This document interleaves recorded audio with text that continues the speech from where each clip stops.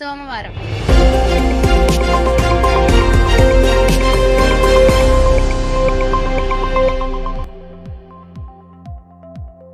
Welcome to news లోక. తూర్పుగోదావరి జిల్లా కపిలేశ్వరపురం మండలం అచ్యుతాపురం గ్రామంలో 33 లక్షల రూపాయలతో నిర్మించిన సీసీ రహదారులు, డ్రైన్లు, 7,30,000 రూపాయలతో నిర్మించిన పంచాయతీ గోడ తదితరాలను మండపేట ఎమ్మెల్యే వేగుళ్ల జోగేశ్వరరావు సోమవారం ప్రారంభించారు. అనంతరం సర్పంచ్ రెడ్డి సుజాత అధ్యక్షతన జరిగిన సమావేశంలో ఆయన మాట్లాడుతూ 3 ఏళ్లు జగన్మోహన్ రెడ్డి పాలనలో గ్రామ పంచాయతీలు నిధుల కొరతతో అభివృద్ధికి నోచుకోలేదని ఆరోపించారు.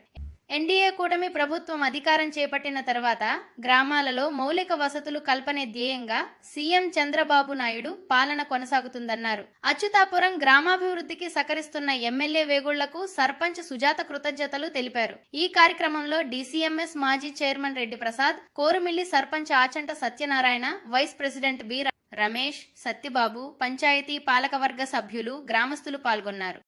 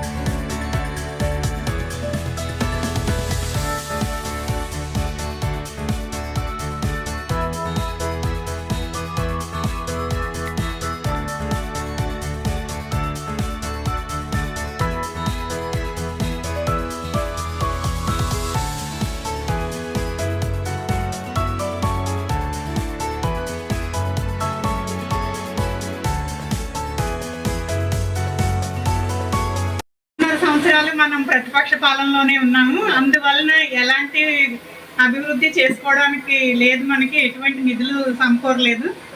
తెలుగుదేశం పార్టీ అధికారంలోకి వచ్చిన వెంటనే మన జోగేశ్వరరావు గారు సహకారంతో గ్రాంట్లు వచ్చి మనం రోడ్లు, డ్రైనేజ్లు చేసుకున్నాము. దానికి మీ అందరి తరఫున జోగేశ్వరరావు గారికి అభినందనలు తెలియజేస్తున్నాను. Thank you. ఆటోగ్రఫీ మొత్తం చెప్పేసి మొదల నుంచి చివరి దాకా ఆయనకి నాకు కొంత పోలిక ఉంది. అంటే ఆయన చెప్పిందేమో స్పీడ్గా చెప్తాడు. నేను 2000 నుంచి 2004 వరకు అదే స్పీడ్ నేను మున్సిపల్ చైర్మన్గా చూపించాను. ఒక సక్సెస్ఫుల్ మున్సిపల్ చైర్మన్గా అటు చంద్రబాబు నాయుడు గారి చేత మెప్పు పొంది ఇవాళ 5 సార్లు ఎమ్మెల్యేగా అవకాశం తెచ్చుకున్నాం. తర్వాత రాజశేఖర రెడ్డి గారు 2004లో మున్సిపాలిటీకి స్టేట్ లెవెల్లో శానిటేషన్ అవార్డు ఇచ్చారు. కానీ నోరు తిన్నగా లేక 2,400 ఓట్లు మండపేట టౌన్లో మైనస్ 2004లో. కారణం ఇంతకు ఆయన చెప్పాడు, ఎవరన్నా వచ్చి ఓరేదని పని మీద అలాగే బాబు చేసేస్తాను. అవదో బాబు అవదో. మళ్ళీ అడుగుతాడు, వినపడలేదా? మళ్ళీ అడిగాడు, చెప్పేసి ఉన్న కాగితం.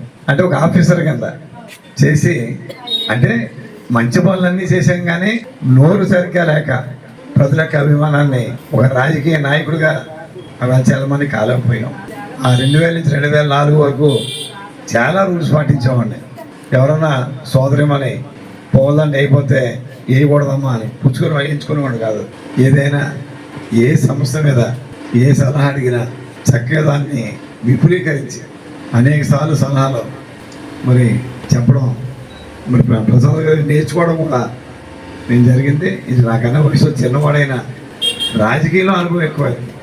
రాజకీయ అనుభవం ఎక్కువ కాబట్టి నాకు వ్యాపార అనుభవం ఎక్కువ, ఆయనకి రాజకీయ అనుభవం ఎక్కువ. దాని మీద చక్కగా ఇప్పటికప్పుడే సలహాలు సూచనలు చెప్తూ ఉండేవారు. ఆ ప్రకారంగానే ఇవాళ మీ అందరి మన్ననంతో మరి 4వసారి కూడా మరి మీ యొక్క శాసనసభ్యునిగా నెగ్గారంటే కారణం ఆయన సూచనలు సలహాలు పూర్తిగా దాంట్లో ఉన్నందువల్ల అని చెప్పి కూడా